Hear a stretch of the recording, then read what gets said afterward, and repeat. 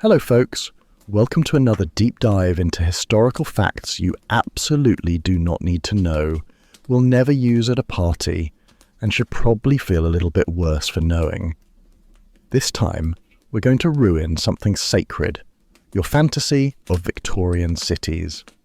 You know, the way they look in period dramas, foggy, poetic, horse-drawn carriages gliding down cobbled streets while everyone wears lace and somehow never has visible pores. Yeah, not even close.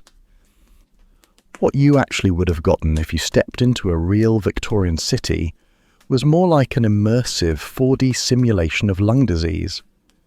Think of it as Dickensian Disneyland, where the air smells like burning tyres and you're never more than 6 feet from someone coughing up blood.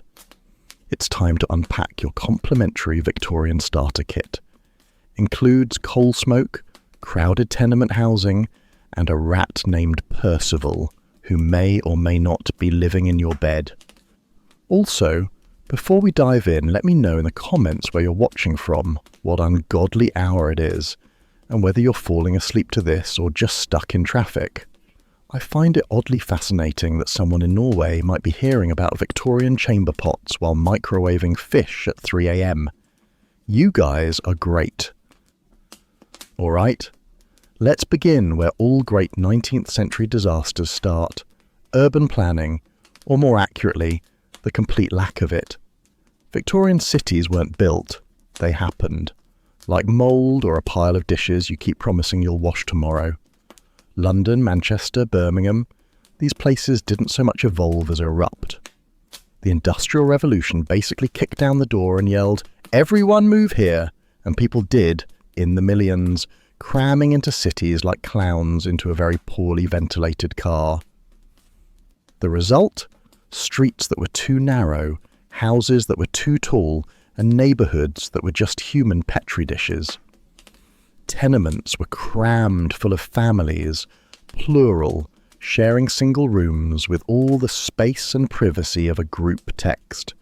If you were lucky, your home had a window. If you were really lucky, it opened. And if you were unreasonably lucky, it didn't overlook a tannery, a slaughterhouse, or whatever your neighbour was fermenting in his yard that week. Now, let's talk about the air. You know how people today get excited about London fog? They light candles that smell like it. Very cosy, very romantic. Well, Victorian fog wasn't fog at all. It was coal smoke. Thick, sticky, lung-staining, bronchitis-flavoured air made from every fireplace, factory and poorly supervised chimney in the city, belching out soot like it was competing for a prize. And it didn't just look bad. This was the kind of air that left residue on your teeth. People blew their noses and the handkerchief came back grey. Breathing was a full contact sport. And if you think that sounds dramatic, remember, this was an era where children were sent up chimneys. So clearly, is this safe? Was not a widely asked question.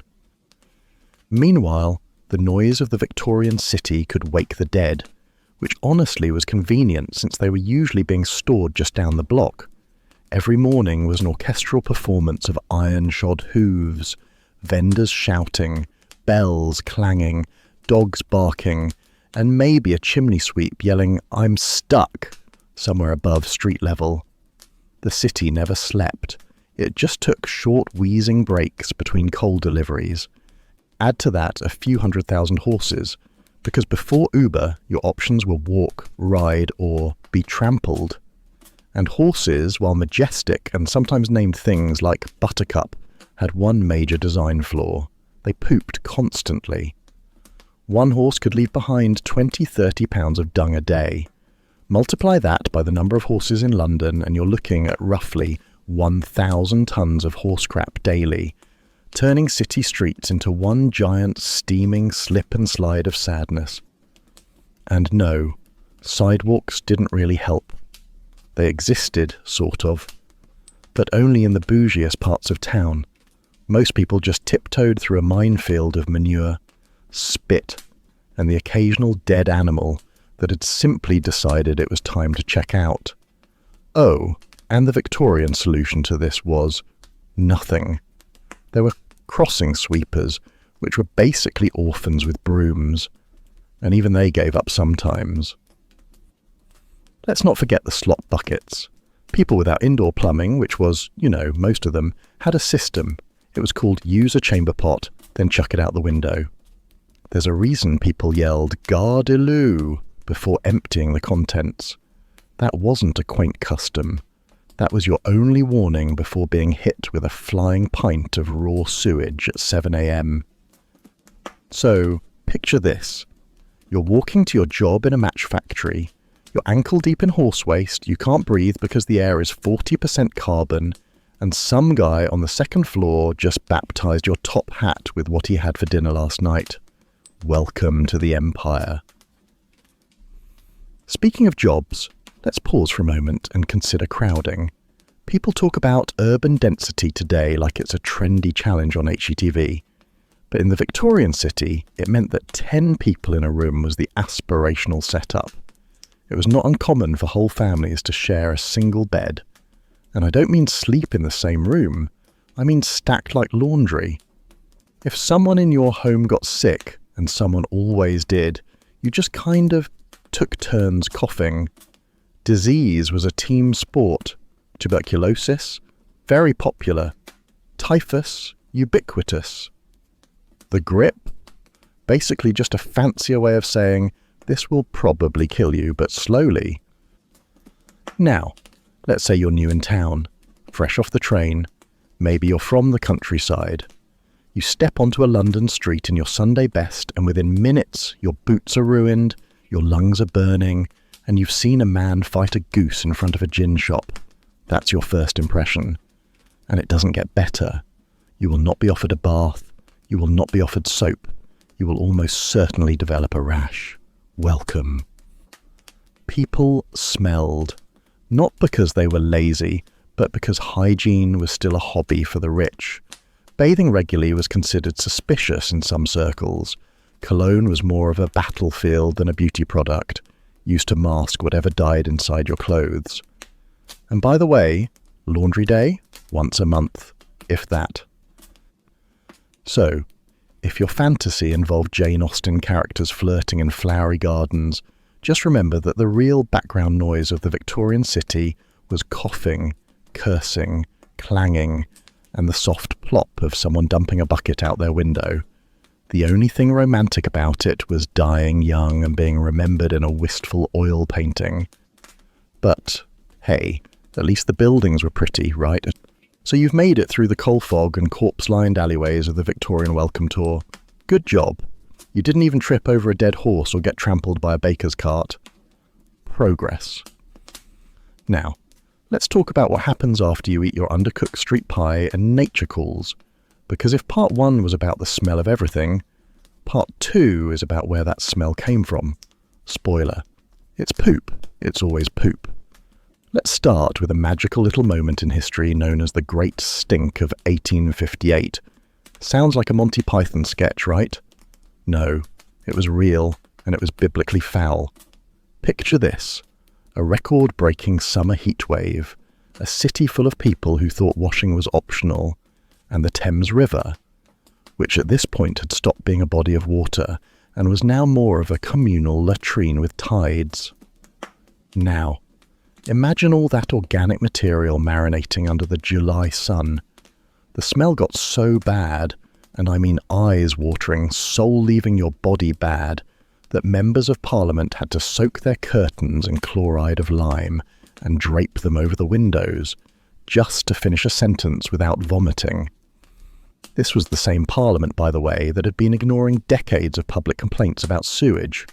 But apparently, once the stench personally invades your nasal passages mid-sandwich, then it's an emergency.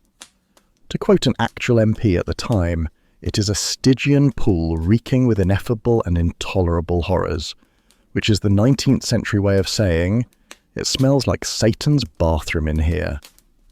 And here's the kicker. The sewage got into the drinking water. Because, fun fact, Victorians hadn't quite nailed the whole don't drink where you dump concept. Most households drew water directly from pumps that were basically just straws jammed into the city's digestive tract. Cholera wasn't just common, it was practically a seasonal event. Have you had your spring cholera yet? No? Well, you're due. In fact, they didn't even know what caused cholera until Jon Snow, not the brooding Game of Thrones guy, but the physician version, traced it to a contaminated pump on Broad Street in 1854. Before that, the popular theory was miasma, or bad air. That's right. People thought you caught disease by sniffing too hard near a trash heap, which, to be fair, felt correct. The air did smell like expired sin. Now, let's get intimate. Let's talk toilets, or rather, the Victorian attempt at toilets, which mostly involved putting waste in things and then hoping it went away on its own. If you were fancy, you had an earth closet. Sounds nice, doesn't it? Rustic, organic. It was basically a wooden box filled with dirt. You pooped into the dirt, then closed the lid and prayed to whatever god was listening. Some were slightly more advanced and used ashes or sawdust to help neutralize the ambience. So, if you've ever used a composting toilet while camping, congratulations. You're halfway to Victorian nobility. For the rest of society, the normal people, your options were chamber pots, outhouses, or just a designated alleyway. This is why everyone wore boots. Functional footwear wasn't a fashion choice, it was a health strategy. Morning walks involved dodging puddles you absolutely did not want to investigate. And then there were the cesspools.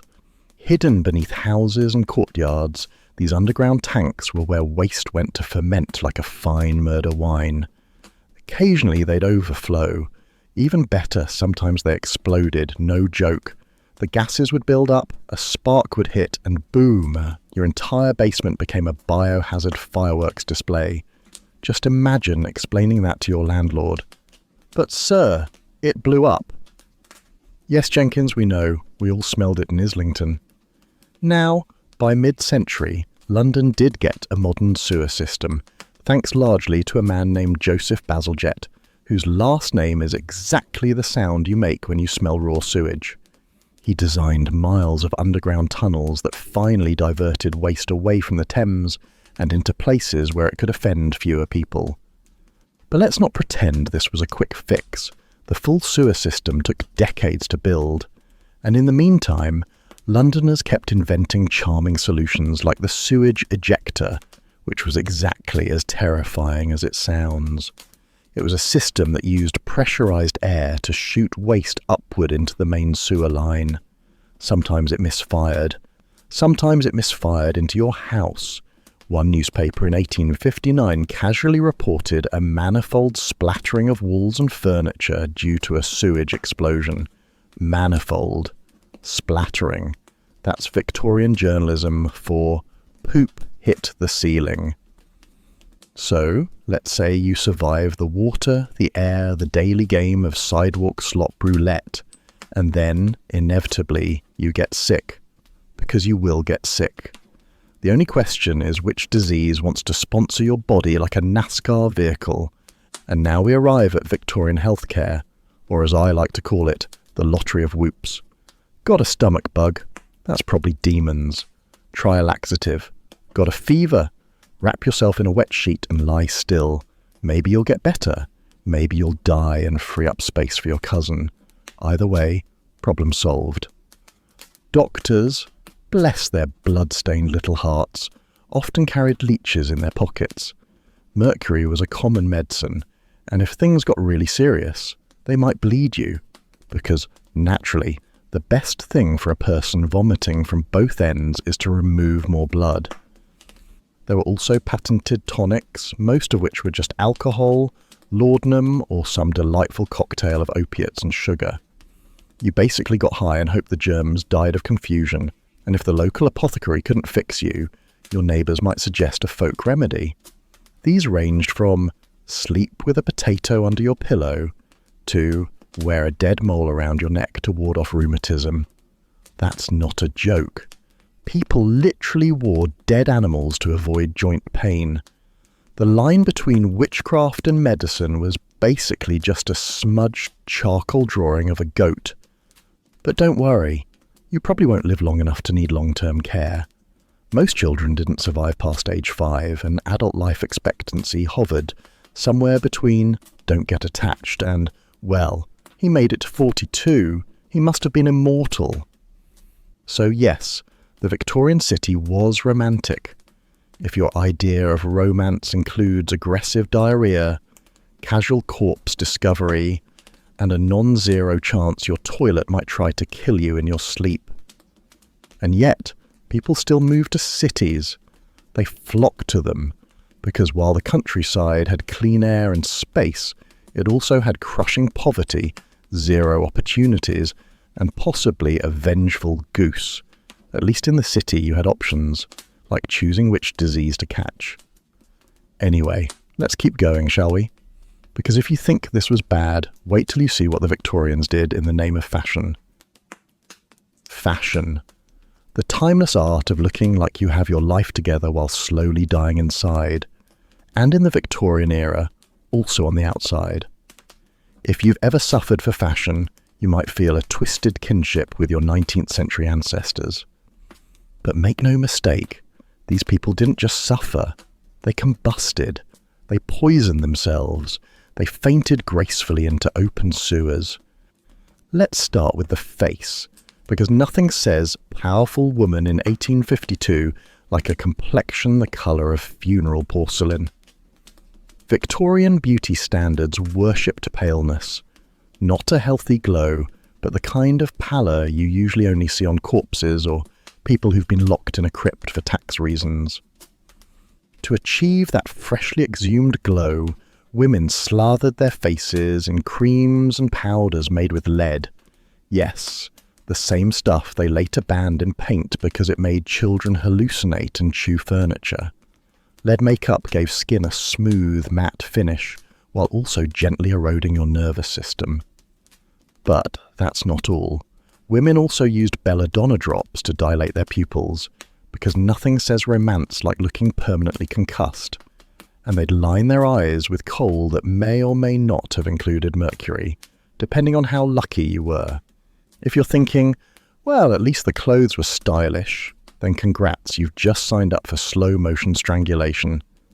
Let's talk corsets. They were the shapewear of the day, only instead of lycra, you got whalebone and the constant threat of internal hemorrhaging. The goal was to get your waist down to about 18 inches, roughly the circumference of a decent baguette, while your organs politely tried to exit through your ears. Corsets restricted breathing, compressed the ribs, and caused fainting spells so frequent they had their own chairs. That's right, fainting couches weren't just bougie decor, they were vital safety infrastructure. You know it's bad when your house has designated crash zones. Now, if you think corsets were the peak of fashion-related danger, let's pivot to crinolines. Those were the massive, bell-shaped hoop skirts that made it look like you were smuggling a dining room table under your dress. They took up an absurd amount of space, which was fine, because Victorian homes had no clutter, just open fires, candles, and gas lamps. Yes, open flames. Near dresses made of highly flammable materials like muslin and tarlatan. Women literally went up in flames at dinner parties. Not figuratively, not emotionally, physically on fire. She lit up the room was occasionally a medical statement. There are documented cases, many actually, of women brushing too close to a fireplace and turning into human Roman candles, because nothing says elegance like spontaneous combustion. And their friends would just watch in horror, because trying to help often meant catching fire yourself. You think group chats are stressful now? Try attending a ball where 3 people a month ignite like scented candles, and you couldn't just strip the crinoline off mid-blaze. It was layered and tied and possibly pinned in 19 places. Best case scenario, you made it to a decorative pond. Worst case, your obituary used the phrase heroic but crispy.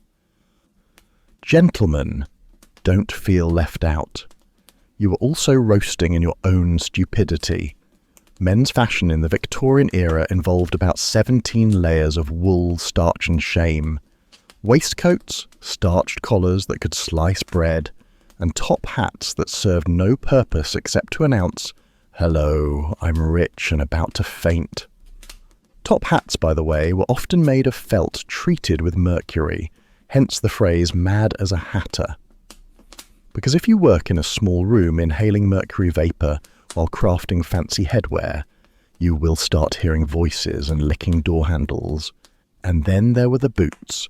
Men's shoes were stiff, pointy, and about as breathable as a coffin. Women's footwear, meanwhile, offered zero arch support and an excellent chance of spraining your ankle while stepping over a cobblestone, dog corpse, or toddler. Let's not skip hair care. If you thought Victorian people bathed regularly, let me ruin that illusion for you.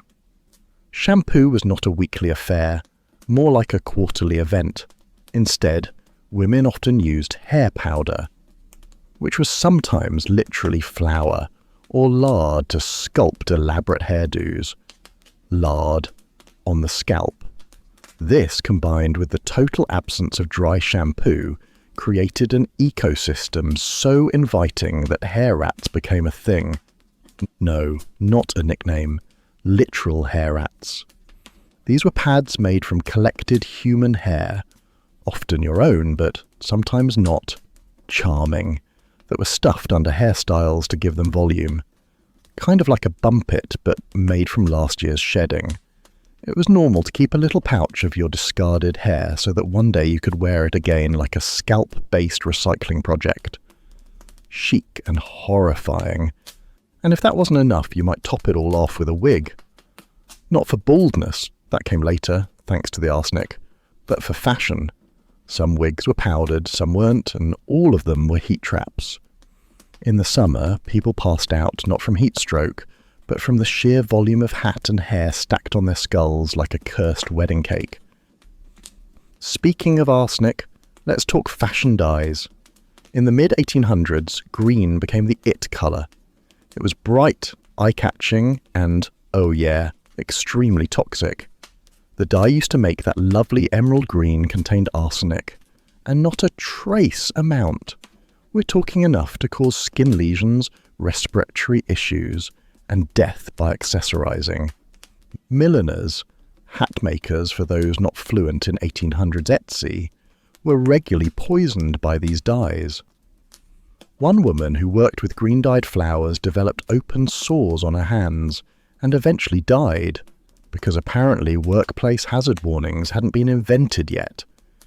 Imagine dying because your boss asked for more sparkle on a bonnet. Even fans, yes, those delicate little folding fans, were dangerous. If the decorative feathers were dyed green, they could flake arsenic into the air every time you fluttered it, which meant your polite flirtation could double as chemical warfare. At this point, you might be wondering how anyone survived. The answer is, not many did. And the ones who made it, they usually did so by being rich enough to hire someone else to absorb the toxins, or by just getting lucky and dying of cholera first. So, next time you complain that your shirt tag is itchy or your skinny jeans are too tight, remember, at least they're not on fire, at least your mascara isn't mercury, and at least you haven't accidentally poisoned yourself by wearing the colour green. Fashion is pain, but in Victorian cities it was more of a group suicide pact with glitter. Anyway, take a deep breath there, assuming your corset allows it, and let's keep going. Because this particular historical fever dream, it's only getting weirder. So, you think your job sucks? Maybe the coffee's always cold, your boss breathed loudly, or someone keeps microwaving fish in the break room. Cute. Let's talk about Victorian child labour. Specifically, the charming era when childhood was less about finger painting and more about losing actual fingers in textile machines. In this darkly inspiring chapter of urban misery, we're headed straight into the sooty underworld of chimney sweeps, child miners, and the kind of factory fun that makes your unpaid internship look like a spa weekend. And yes, This was all considered normal. Victorian cities, as you've probably gathered by now, were a bit like if someone built a SimCity map using only the disease, pollution and exploit the poor tools. And nowhere was that more evident than in how they treated children. Now, let's start with everyone's favourite tiny Victorian horror, the chimney sweep boy. If you're imagining a jolly, soot-covered lad singing songs with a vague Cockney accent, stop. Delete that thought. That's Disney's fault. In reality, these kids were often under the age of 8, skinny as matchsticks, and permanently coated in carcinogenic dust. They were shoved up chimneys to clean out soot because, in the immortal words of every Victorian employer, they're small, they fit, problem solved. These were not chimneys you could crawl into with a flashlight and a podcast. These were pitch-black vertical shafts, barely wider than a dinner plate, crusted in ash and still warm from the fire that just went out. Sometimes they got stuck. Sometimes they got burned. Sometimes they died. The lucky ones just got what's known as sootwort, an adorable nickname for chimney sweep carcinoma, a rare type of cancer specifically found in child workers who spent too much time inhaling hot tar particles. And you thought your high school job at the food court was rough, moving on to the delightful world of factories, which basically acted as a big industrial game of how many limbs can we remove before lunch. The Industrial Revolution was churning along, and someone had to run the looms, haul the coal, and get caught in the gears. Enter children. Kids as young as 5 or 6 were employed in textile mills, where they worked 12 to 16 hours a day. And not sitting quietly and organising things work. No, we're talking about crawling under moving machinery to pick up bits of thread while the machines kept running. Because stopping production, that would cost money. In a classic example of Victorian logic, employers argued children made perfect workers because they had nimble fingers and quick reflexes, which is certainly one way to say cheap and expendable. If they lost a hand or foot, they were usually just sent home with a pat on the head and possibly a Bible. Not medical care, of course. That would be absurd. Now maybe you're wondering, where were their parents? Oh, honey, no. Most of the time they were working too, or dead, or too poor to refuse the extra income. And if a child was orphaned, which was depressingly common, the options narrowed to 2. 1. Starve in the street. 2. Sell matches and newspapers and hope no one kicked you into the gutter. This brings us to the beloved cultural staple of the time, the street urchin. Think of them as nature's answer to marketing interns. They worked for exposure, starvation, and occasional public humiliation. Barefoot, soot-streaked, and generally ignored, they were often seen darting between horses, peddling tiny items like bootlaces or newspapers, or standing very still and looking tragic. Dickens loved writing about them. The public loved stepping over them. A lot of them ended up in workhouses, which were kind of like if you combined a prison, a factory, and a haunted orphanage, and then removed the warmth. These were places where kids and adults alike were given employment in exchange for food and shelter. And by food, we mean a ladle of mystery gruel, and by shelter, we mean rows of iron beds in a freezing room full of coughing strangers. Rules were strict, discipline was brutal, and the jobs? Anything from stone breaking to bone grinding. Yes, actual bone grinding, because someone had to turn old horse bones into fertilizer. Honestly, the whole thing makes those character-building summer camps look like Club Med. Now you might be thinking, well, surely they went to school too. Sure, if they were rich. For most working-class children, education was optional, and by optional we mean completely unavailable. There were some charity schools and church-run lessons, but they were patchy, overcrowded, and mostly taught basic religious obedience rather than, say, reading or math. There was a vague idea that children should be morally improved, but this usually meant learning how not to steal bread while simultaneously starving. In fact, it wasn't until 1870 that the UK even started thinking about mandatory elementary education, and even then, it wasn't actually enforced until the 1880s. So for most of the Victorian era, literacy was kind of like avocado toast today. If you had it, it was a sign of ridiculous privilege. Oh, and just to add a final cherry of despair on top, there were also the mudlarks, who spent their days scavenging through river banks and raw sewage for coins, bones, or anything sellable.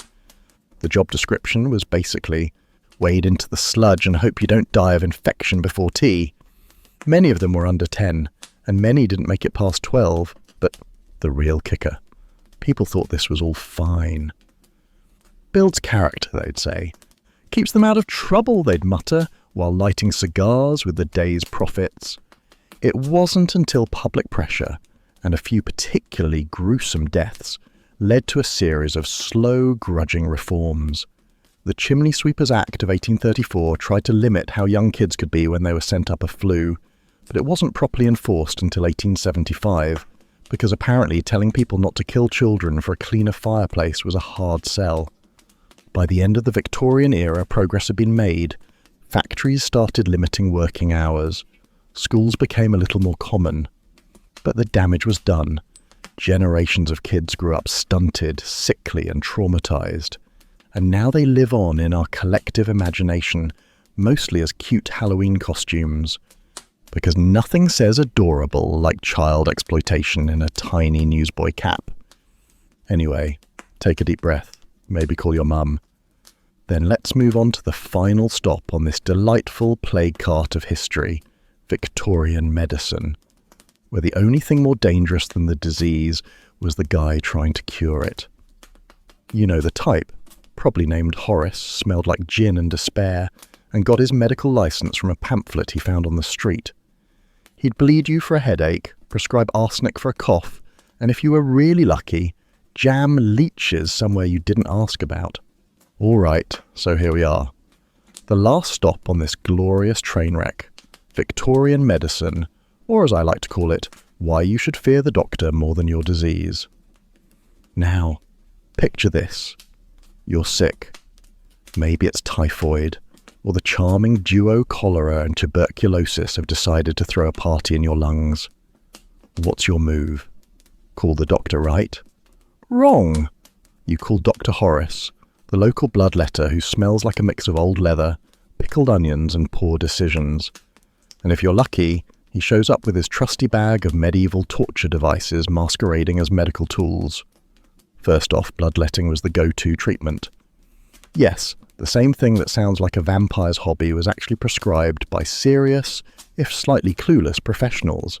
If you were lucky, Horace would use leeches, those delightful little suckers that attach to your skin and drain your blood while you lie there wondering if you accidentally joined a vampire cult instead of getting a cure. Leeches were the medieval version of a spa day, only instead of relaxation, you got a weird suction bruise and the faint possibility of infection. And no, you couldn't just call the nurse for a refill. If the leeches fell off, you had to hope they didn't die before next time. Imagine ordering pizza with the same level of uncertainty. Yeah, I'll have a dozen leeches, medium bloodletting, and a side of infection, please. But bloodletting wasn't the only party trick. Oh, no. Enemas were the Swiss Army knife of Victorian medicine, used to cure everything from constipation to bad moods. If you thought your last visit to the doctor was invasive, try sitting through an enema administered by someone who thinks bedside manner is a concept best left to poets and philosophers. And if you somehow survived that, congratulations. You then got to experience surgery without anesthesia. Because why numb the pain when you can have a screaming, flailing patient providing live entertainment for the whole operating room? Ether and chloroform existed, but were seen as exotic luxuries, kind of like avocado toast at a working-class breakfast. Imagine a surgeon wielding a saw on your leg while you're wide-eyed, clutching the table for dear life, and the nurse is furiously fanning the room to keep the ether fumes from knocking out the whole staff. The soundtrack? You guessed it. A chorus of screams and the occasional curse that would make a dock worker blush. But wait, there's more. Mental health was basically lock 'em up and throw away the key, or if you were particularly unlucky, lobotomize them until they forgot why they were sad in the first place. Asylums were Victorian society's version of the recycling bin for anyone who didn't quite fit the mould. Depressed, hysterical, left-handed, or maybe just liked to dance in public without permission. The conditions inside these places were, in a word, bleak. Imagine a hotel with less charm and more rats, where the guests never check out, and the staff's idea of therapy was occasionally throwing ice water on you or strapping you to a chair that looked suspiciously like a medieval torture device. Fun times. Now, if you thought Victorians were just grim about life and death, wait till you meet their morning culture. Wearing black wasn't a fashion statement. It was a lifestyle choice that lasted years, like a really intense subscription service to sadness. People took photographs with their deceased relatives, a practice called post-mortem photography, because nothing says closure like a family portrait with Uncle Ned, who's looking a bit pale and stiff but still smiling. They also collected locks of hair from their dead loved ones and kept them in lockets, brooches, or worse, wigs that you could probably smell from 3 blocks away. I'm guessing the scent was a complex blend of lavender, formaldehyde, and despair. You know, the kind of thing that makes you question your life choices every time you open your jewellery box. All this Victorian death culture was their way of coping with mortality, and believe me, they needed it. Between rampant disease, horrifying medical treatments, and the general filthiness of their environment, life expectancy hovered somewhere between don't get sick and try not to die in a way that ruins the carpet. In a way, Victorian medicine was like trying to fix a broken smartphone by hitting it with a hammer. You might get lucky and see the screen flicker back on, but odds are you just made everything worse. So, next time you complain about waiting 5 minutes in the doctor's office, remember old Horace and his leech army, and be thankful you're not lying there, soaked in blood, waiting for someone to saw off your leg with a hacksaw and no numbing. History is fun like that, full of awkward, messy, and sometimes downright disgusting moments that remind us how far we've come, and also how weirdly we still manage to get by. Victorian medicine was less about science and more about hopeful guessing, with a side of existential dread. But hey, at least they dressed well while dying. All right, that wraps up our grim little tour of Victorian misery. If you enjoyed the uncomfortable mental images and want more history served with a side of dry wit, you know what to do. And if you didn't, well, I appreciate your masochism. Thanks for sticking around, and hey, try not to catch anything contagious tonight. Or if you do, maybe just take a Tylenol and stay off the bloodletting.